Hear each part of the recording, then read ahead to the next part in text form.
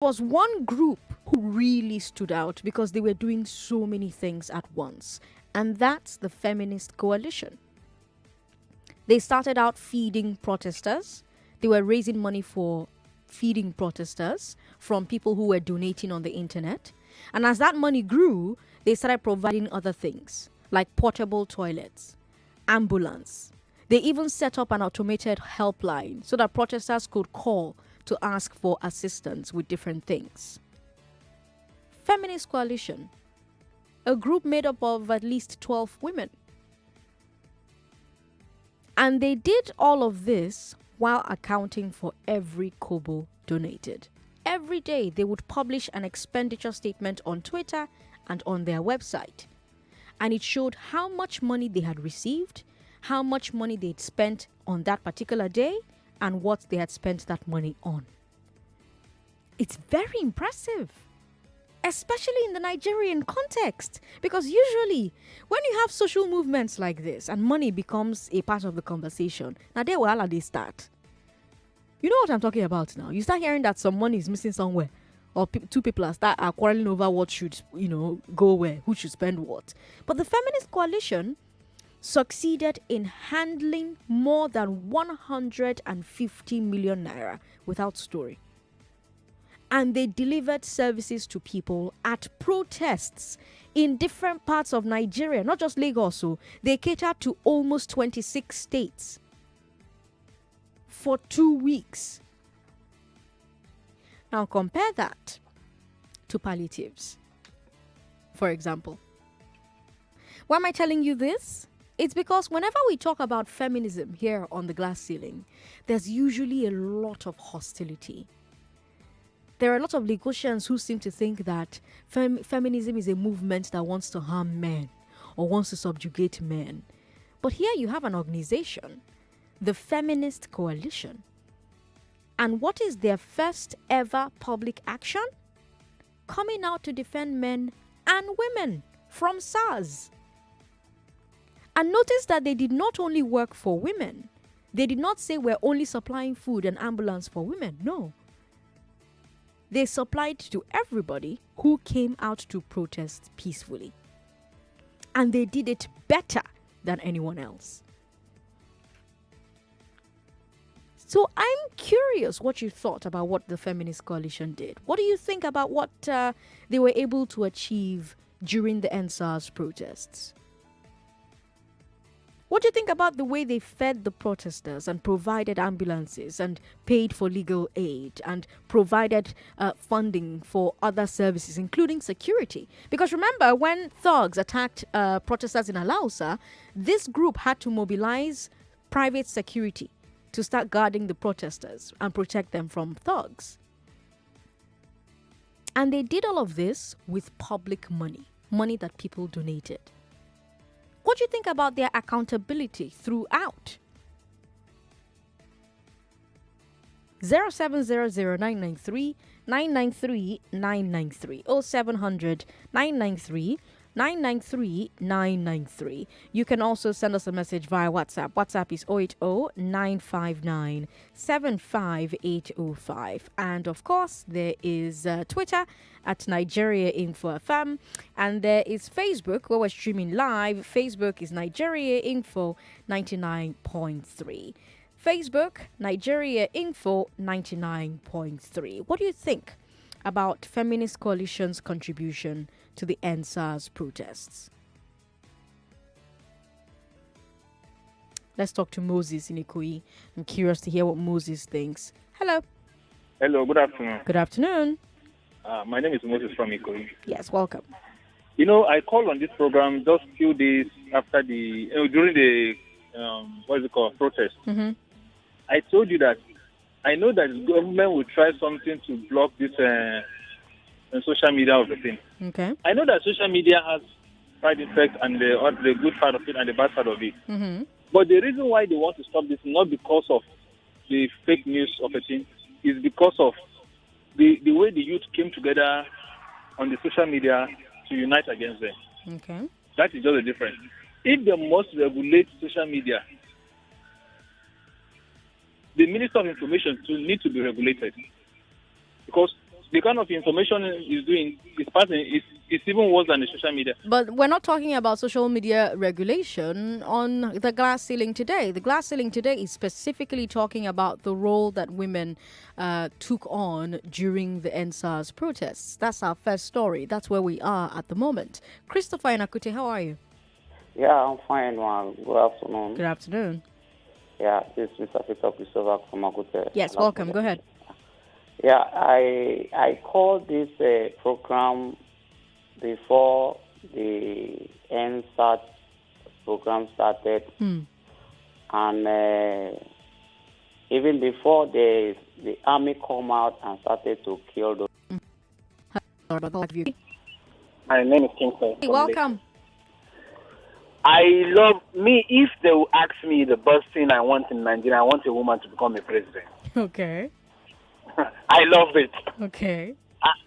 The woman can deliver 100% more than man. Okay. To me, I want a woman to be a president. I don't have a voter's card, but this year, when they start doing voter's card, I must make sure I find a way to get that voter's card, even to give excuse upon excuse so that I can leave my work to get that voter's card. Okay, I'm glad to hear it. Thank you for calling me, Kingsley. Peter in Lawanson, how are you? I'm fine, Sandra. Thanks for calling. Good afternoon. Good afternoon. Yeah, I'm so proud of Nigerian youth. So, and see all these our politicians. In fact, they're supposed to go and bury them. They're to go and first. I'm so proud of them. And with all those ideas, you want to waste them. And these are the people that you say you will need country for. And you want to waste them with all these ideas. God bless Nigeria, Sandra. Thank you for calling me, Peter. We've got Charles. Charles. Good evening. Okay, you know. Without wasting time, women are good managers. And it started from home. Where we find ourselves today is from home. If you have a good woman that can take care of the home, I'm telling you, Nigeria will be a greater place or a country. I want to thank those women coalitions that gathered themselves together during the protest. And I pray that God will bless them and God will enhance them to do more. Thank you, Sandra, for giving me this platform. Thank you, Charles, for calling to share your thoughts with us. Ruben is in Yaba. Let's talk to Ruben now. Hello, Ruben. Yeah, good afternoon. Good afternoon. Yeah, the Feminist Coalition. I think they were really wonderful during the whole process. I don't even know the women that even make up the whole thing. Like, who are even they? You know, I'm even wishing that they should even like they should be called out, and we should look for a way to get them into form a political party and ask them to political, if I should use that word, to get them out there to contest. They were really wonderful. They were like they were like Jesus. They saved a lot of souls during the whole process, and it was even wonderful that they were. Though at some point they were raising some they made some comments along the line which I felt the whole society at that time was not ready for, like all these lesbian. Are you there, ma'am? I'm listening. Yeah, about the lesbian and saying, that they have rights and all that. And I'm like, wait, calm down, feminists. When this time comes, we go come. But for now, keep doing the good work. Keep doing the good work. And it was really wonderful. It was really wonderful. And I just wish that a lot of things could have, could have been put in place. At least they should be recognized. That's what I know. All right, Ruben, thanks for calling me. We've got Alan in VI who's calling as well. Hello, Alan. Hello, good evening. Good evening. How are you doing? I'm very well. And you? I'm very well. What do you think about the work that Feminist Coalition did during the End SARS protests? Well, I would really commend women. I'm not going to call it feminists now. I'm going to commend. Well, the name women. Of the organization is Feminist Coalition. Well, I'm not going to call organizations, and I'm going to explain to you that, and it's very dangerous, the trend you're trying to set. Now, I'm going to commend the women because I also told someone this, that look, it was because a lot of us connected to DJ Switch, and I told someone that look, it was a woman who stood on the forefront And then I also said to another lady, I said, do you know that a lot of men may not have come out because their wives may have been crying, please do not go to the forefront. So I was trying to make that comparison to the person that, look, another woman took the stand to do that, while at a different set may have told their men, please do not go for our sake. So maybe the men, considering them, may not have gone. Are you making this a gender war instead of giving a group? On the contrary, instead of giving a group their dues? I am commending. No. Careful. I'm trying to say I'm commending the women. Why am I saying that? You've taken a certain segment and you've carved it out. Why? Because they have a name. That is good. What if I come out and say, do you know the role Igbo women, Yoruba women, or Hausa women play? Do you know that is how segmentation starts? Someone starts it, and the person thinks, okay, I have a very intelligent point I was trying to make. Then another person takes up another point, and then you begin to see how it blows out. So for me, I commend women in every way. If Igbo women come out and play a role that was positive, we will talk about the role and praise them. Women. Alan, Jesus. No. Alan, Alan, we can actually take exactly. So if men had formed a group, we will praise them specifically. I beg you need to lighten up, Alan. Lighten up, I beg. You're too young to be sounding so stuffy. James Nikeja, how are you? Good morning, James. Good evening, Sandra. How you doing? I'm doing very well. A few points. I commend the Feminist Coalition for what they did. Mm-hmm. I didn't agree with their same-sex position. However, let me add an extra layer to the commendation of the female folk in our country that you started. Mm-hmm. In my mid-40s, in all my life, I think I find commendable a few Nigerians who have done good work in the public sector. For Raji, Fashola will be one, Donald Duke will be the other. But the most impressive to me would be Dora Akunyili. You know who she is, you know what she did. Now, most importantly to me, when she became minister in Jonathan's administration, you know what happened with when Yaradua died and all the rest of the ministers that were men. They agreed in and footsie over the matter. She was the only one who came out and spoke out about the issue. Now, Raji Fashola, who I mentioned earlier, as a good example of a true public servant in Nigeria, goes to be a minister in Nigeria. The same position Dora was. And in the time of a national crisis, at least similar in some sense, that it's a crisis that Dora faced, Raji Fashola comes to Lagos and performs that ridiculously embarrassing drama. See, we may say what we want to about women and all of that, and I think that it is just time people start thinking about what it would be like if we have women in some very strong strategic places. Because as far as I can see, they've handled themselves very well and exemplarily, splendidly. Thanks for calling me. Appreciate it. Old Black Okechukwu Samuel on Facebook says they delivered top-notch service from bailing out all protesters that were arrested to providing 3 square meals daily to raising funds to help the needy. They even melted the heart of Jack, our Twitter landlord, to verify them and give us our own logo on Twitter. I am proud of them. We've got Jeremiah Obinna Emmanuel who says, I believe when given opportunity, women can do better in politics. No one is superior than the other. We should consider is the person's ability to perform, not gender. Agachuang Pazim Vincent on Facebook says it would be nice to test the leadership of women, but the culture traditions have blindfolded us so much in this country. Women are very good, honest managers. If given the chance to rule, Nigeria will be better. You know, it brings me to the second half of the conversation that I want us to have on today's Glass Ceiling. What do you think about the women leaders in your life?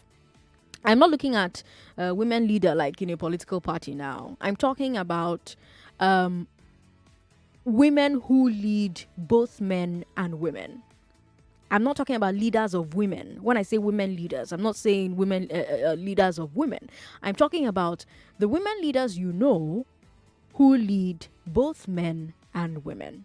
I just told you about universal leadership. Yes, the End SARS protests doesn't have a leader, but in the specific areas of providing food and healthcare and security and bail, the Feminist Coalition showed leadership. Recently, there's been a lot of talk about how efficient women are when it comes to leadership. During COVID-19, a lot of people were paying attention to the countries that are led by women and how they fared. People talk about New Zealand, my adopted country, and our Prime Minister, Jacinda Ardern. They have fought COVID-19 to a standstill. We've seen what COVID has done in other nations, but New Zealand has had less than 2,000 cases. 25 deaths. And the people of New Zealand are giving a lot of credit to Ardern. In fact, this month, they re-elected her party in a landslide. And it's not just Ardern. We have Angela Merkel in Germany. Germany hasn't done as well as New Zealand, but compared to other Western nations of its size and its urban density, it has done amazing. And even beyond COVID, Merkel is a global leader. Now that the USA is acting a bit weird, she has more or less become the leader of NATO. Ever since the UK voted for Brexit, Merkel has also become more of the undisputed leader in the European Union. And by all accounts, she has handled these responsibilities very well. And they're not alone. Merkel and Ardern, they're not alone. We're seeing women heads of governments like Tsai Ing-wen in Taiwan and Katri Jakobsdottir in Iceland. And they're teaching COVID-19 a lesson. And if you move away from heads of government, you look at the World Trade Organization, it's about to have its first ever woman director general. Both of the finalists are women. One of them is a Nigerian, Ngozi Okonjo-Iweala. We're still waiting for official confirmation that she's emerged the winner. But if Mrs. Okonjo-Iweala was still in Nigeria, would our society fully embrace and respect her natural leadership ability? Notice the first call we got. The first call said, women are good home managers. We often don't want to think of women as leaders. Why is that? Do you think that Jacinda Ardern or Angela Merkel or an Okonjo-Iweala could become president of Nigeria today? Or let's even start small, Seth. Governor of Lagos. Could they become governor of Lagos today? Do you think that Nigeria has fully accepted the fact that women are every inch as capable of leadership at all levels as men? Or do you think that Nigerians in some ways still hang on to the ridiculous idea that in some ways men are more natural leaders than women? And yes, I say it's a ridiculous idea because it is. It's a ridiculous idea. Because is there any Nigerian leader that has more leadership ability than Angela Merkel or Jacinda Ardern? Of course not. Some people are good leaders, some people are not good leaders. And it has nothing to do with gender. There are good and bad male leaders, and there are good and bad female leaders. So what is it about Nigerian society that makes a lot of people choose to ignore the great leadership ability in women and insist that men should be the preferred candidates as leaders? 0700 993 0700 993 993. We need to take a quick break though, and then I'll come back and take your thoughts on that particular matter. Do you think that both men and women are equal? Do you think that both men and women are both capable of leadership? If you think that women are not as good at leadership as men, how do you explain the success of Feminist Coalition in distributing their materials and their services to protesters, when COVID and state governments, led mostly by men, seem to have failed to deliver their palliatives? What do you think about the leadership abilities of Merkel and Arden and Okonjo-Iweala and all the others? Why does Nigeria still try to pretend that women are not as likely to be good leaders as men? We'll take a break, come back. Don't go away. This is the glass ceiling on Hard Facts. Is this all for me? Only me? Now, Oliver certainly has more than enough data. All thanks to the Glow Mega Data Plans. With the longer validity you get on Glow Mega Data Plans, you can work from home with ease, run your business better, download non-stop, stream music and movies endlessly, learn online, and share data with anyone. No worries. Get 225 gigabytes at 30,000 naira for 30 days, 425 gigabytes at 50,000 naira for 90 days, and 1 terabyte at 100,000 naira for a year. Dial star 777 hash now to start enjoying these mega plans. Glow Unlimited. A place where you can win without limits. A place where you get a 100% bonus to stake. A place where virtual is brought to reality. Even more. A place where you can bet online anytime, even while you're out of data. Register on actionbet.ng. ActionBet. Think bold. Take action. Win big. Before now, getting a good HMO that works perfectly for my staff was a lot of hassle. Many HMOs come with cumbersome registration. It gets worse when my staff come back to complain about the terrible service they get from these HMOs. I decided to give Reliance HMO a try based on glowing recommendations I received from my HR colleagues, and I was not disappointed. I was able to register all 100 staff in 5 minutes. I have access to a 24-hour responsive helpline and an account manager that helps me with any issue. My staff raves about the premium service they receive from Reliance HMO. They especially love the access to gym, spa, dental care, and the hospital roaming. I no longer worry myself about issues concerning HMO. Reliance HMO does that for me. I will recommend them any day. Visit reliancehmo.com/corporate or call 0700-7354-2623 to get a quote for your company and start enjoying reliable healthcare today. Reliance HMO. You can rely on us. You are about to leave for work, but your driver is late again. Hello? Oga, you don't go believe what he do me, oh. Another time, he runs a red light. Oga, no worry. Road safety, no day. This time, he speeds over a bump. Oga, hey, he be like say they just put down one there, oh. Why risk losing your car when you can just change your driver? Same way you can port to Airtel and still keep your number. Make that switch today and enjoy all calls at 11 kobo per second. Free data on every recharge and double data for 3 months on the network with the widest 4G coverage. Airtel, the smartphone network. 99.3 Nigeria Info, your number one station for talk. Let's talk. This is the glass ceiling on Hard Facts. I am Sandra Ezekwesili. It's 4:30. Do you think that men and women are both capable of leadership? If you think that women are not as good at leadership as men, how do you explain the success of Feminist Coalition in distributing security, welfare, food, legal aid, and other services to protesters? When COVID and state governments, led mostly by men, seems to have failed to deliver their palliatives. What do you think about the leadership abilities of Merkel and Arden and Okonjo-Iweala and all the other women who are leaders in different civilizations? Why do you think Nigeria still tries to pretend that women are not as likely to be good leaders as men, in spite of all the evidence? Do you think that Nigeria can accept women presidents and governors at this moment? Why or why not? Somebody calls himself somebody, and somebody's calling the show today. Somebody, how are you? Sandra, this is Chisom calling from Ago. In fact, I'm rolling on my bed. I've been trying to call you since that time you came back when you were sick. Yay, welcome. Thank God you have left the other room and came to the studio. Chisom, go ahead.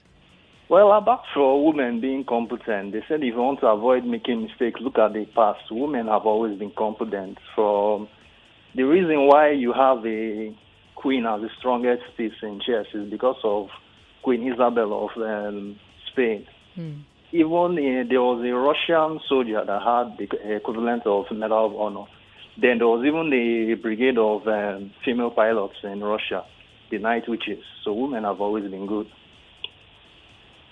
Okay. All right. Oh, sorry. I thought you were done talking there, but thanks for sending your message in. Chidi says, Nigerians know the truth that women are better managers than men, but the system is so corrupt, which makes it difficult for women to govern in this part of the world. That's on WhatsApp. We've got somebody who says... Akinkbelu Tomiwa. I'm sorry. Akinkbelu Tomiwa. That was a bit of a tongue twister for me.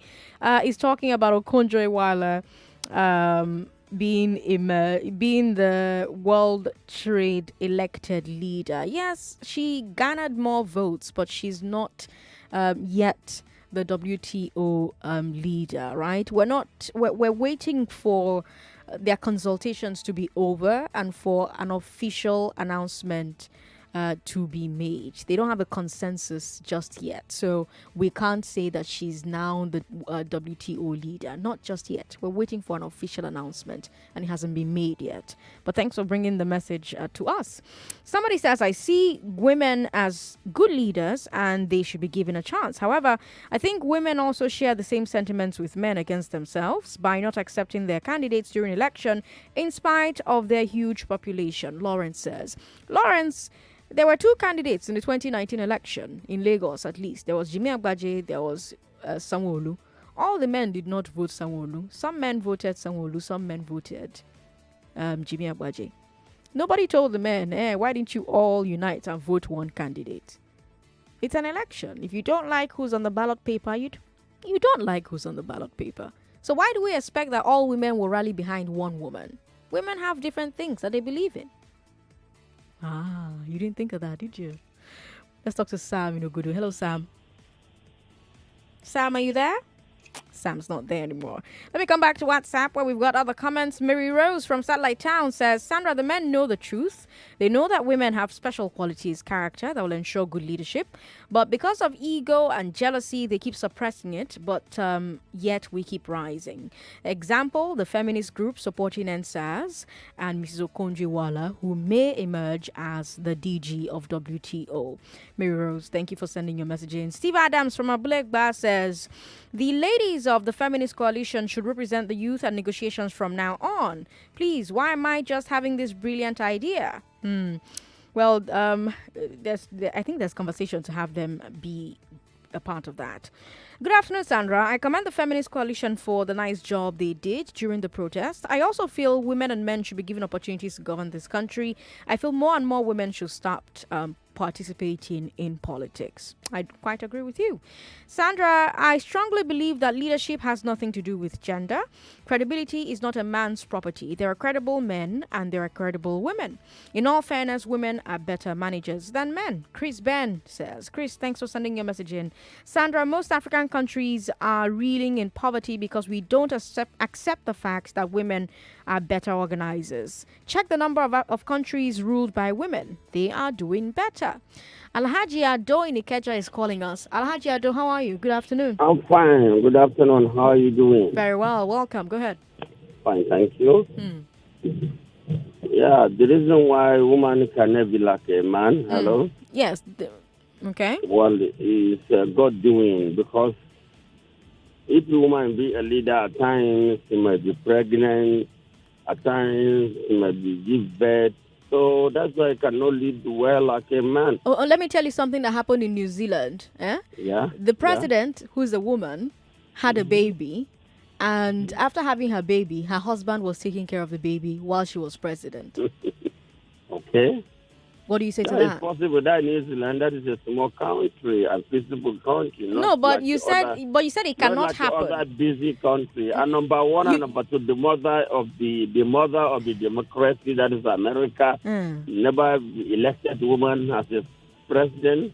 United Nations, they never appoint woman as a as a chairman of the next election and so on. So let them start it first before we African copy from them. Okay. All right. So Liberia that elected a woman as president, Uncle? Liberia they elected because of the purpose of the war. That is why. Malawi also had a female president. Just one job like Lagos State Governor, even they are not up to Lagos State Governor. WTO, the World Trade Organization, is about to have a female DG. Okay, we are waiting and see, but for me... Either way, it's not even about waiting and seeing. The two finalists are women. So if it's not Okonjo, it's the other woman. Can be deputy or vice. But why? Why can't they be deputy? Why is it deputy? Why not the main? They are always deputy now. Even at home, they are deputy. They are not the chairman. So the women, so the countries or the organizations that have women as chairman, what is wrong with them? Nothing wrong with them, but what I am saying is might be pregnant, might be give birth, and that moment things will not go find the way it's supposed to go. And I gave you the example of the Prime Minister of New Zealand. I'm agree with that. I'm also giving you the example of Merkel. Well, but for me, there's also the example of the president of Iceland. You said that is true, and I'm agree with you. But okay, now you want to contest? Make I give you support? And I'm just asking a question. You're the one who's saying it's not possible. It's not possible. I'm showing you all the places where it is possible. It has been done. Okay, I'm agree with you. It's possible. Alhaji Ado, thanks for calling. Do you remember that Sarah Palin? A lot of you are, undercover Republicans, so you know who Sarah Palin is. When she was the governor of Alaska in America, she nursed her baby in the office. So this excuse of they will get pregnant, is it really a good excuse? Ezedu Misurlere, how are you? Good afternoon, Sandra. Good afternoon. Do you think men and women are both capable of leadership? Yes. To provide a quality leadership does not need you to be a man or you to be a woman. In fact, I would like to have a quality and a competent women candidate to be a president of Nigeria. You see, Sandra, I believe that there is no fight between the men folk and the women folk, in gender. I am also aware that there is no position in this Nigeria or Africa that secures women from occupying the office. What I am after is a quality candidate. You see, I used to smile when I see someone doing something, whether you're a woman or a man. Sandra, I'm aware that you know that we have 36 ministries of women affairs in Nigeria. Now, ask yourself, those women commissioners and the minister of women affairs, what have they done to grow the women folk in Nigeria?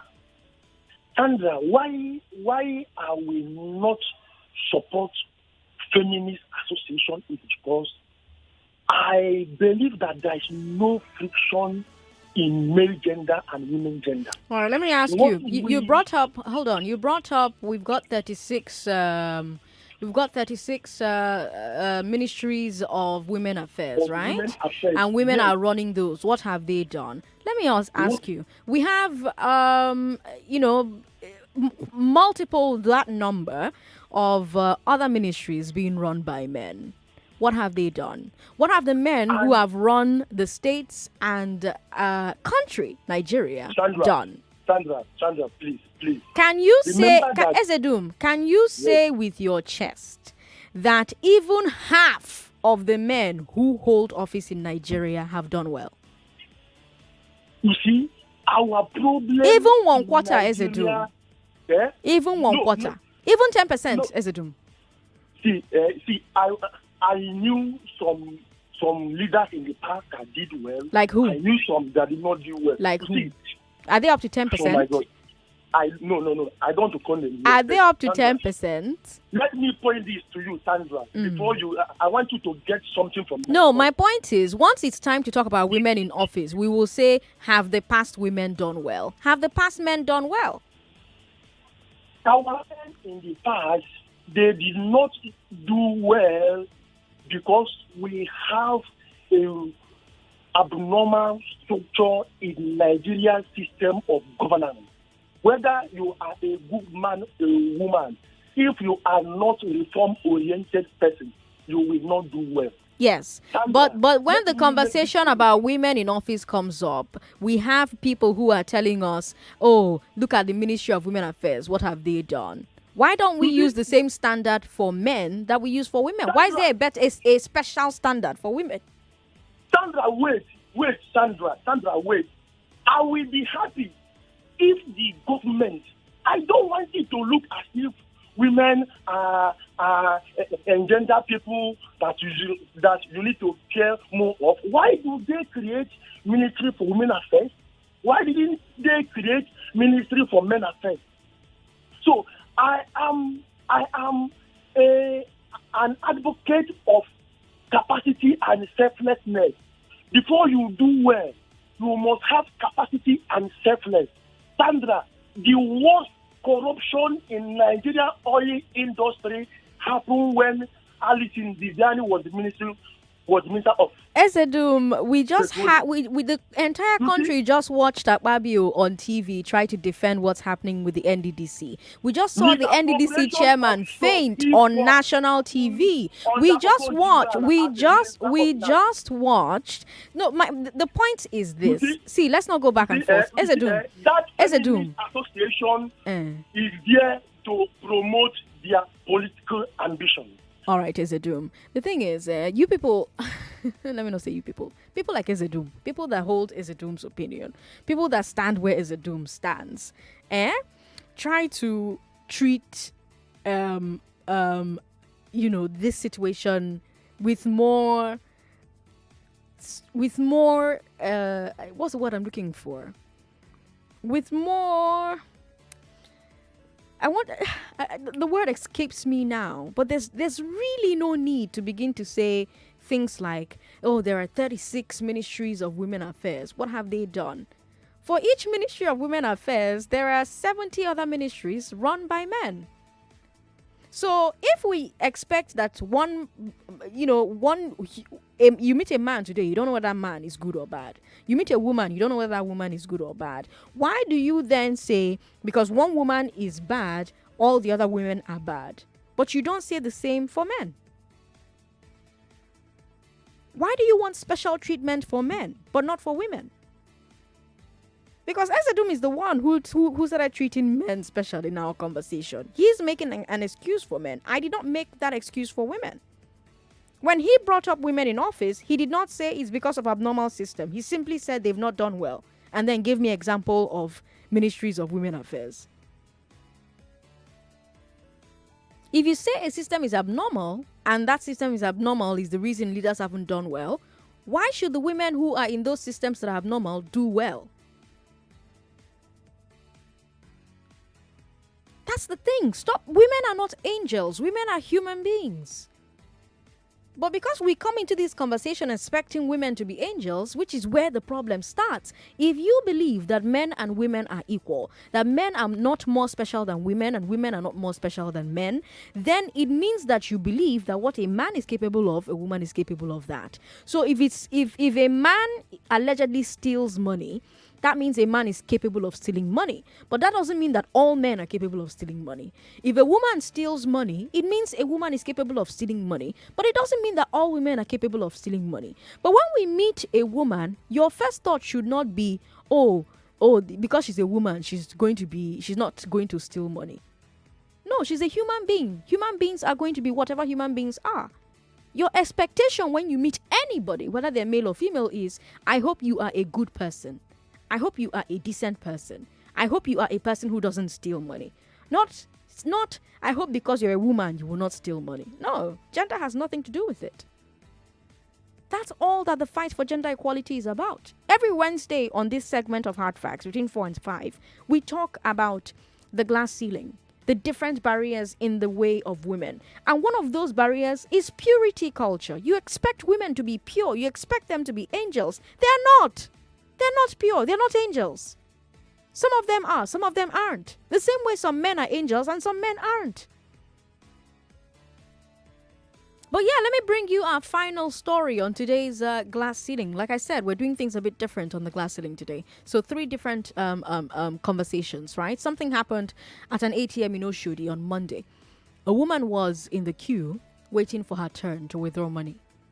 And then a soldier showed up and wanted to jump the queue.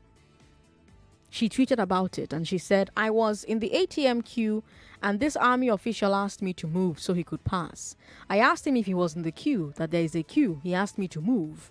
I moved and continued to ask him if he was in the queue. Now, here is what she says happened next.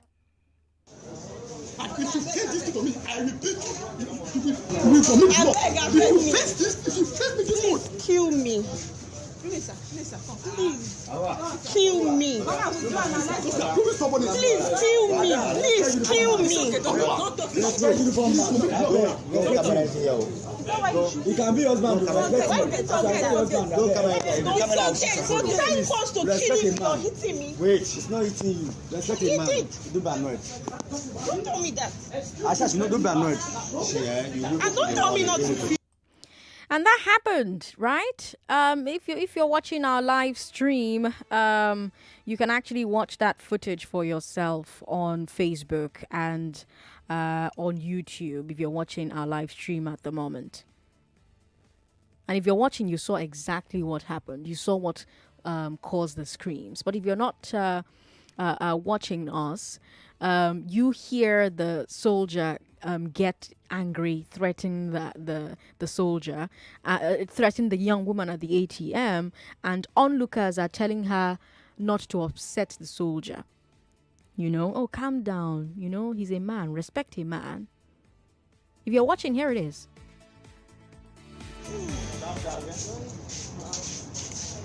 Stop. Who born you?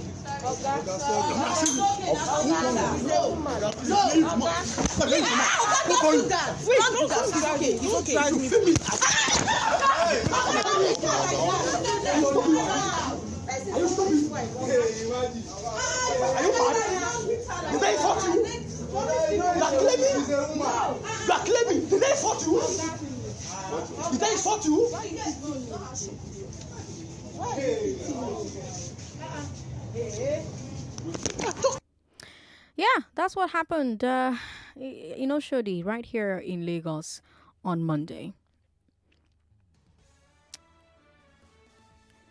Anyway, she continued to tweet and she said, I was just assaulted by an army official this morning at the ATM stand in Oshodi. I'm still shaking and crying as I write this because I've never felt this way in my entire life. I'm also scared writing this because he threatened me. So my life is in your hands, Nigerians. He flared up, as you'll see in the video, and before I knew what happened, he brought out his belt and he hit me. This happened at a bank branch in Oshodi and the security men were there.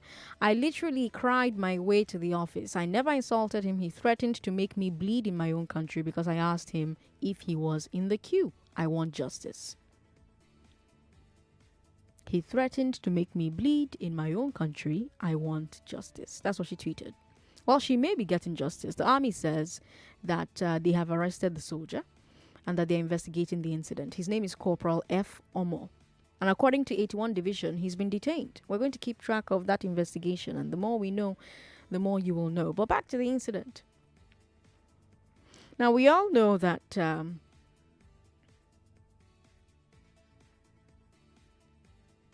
there are soldiers who act with impunity in Nigeria.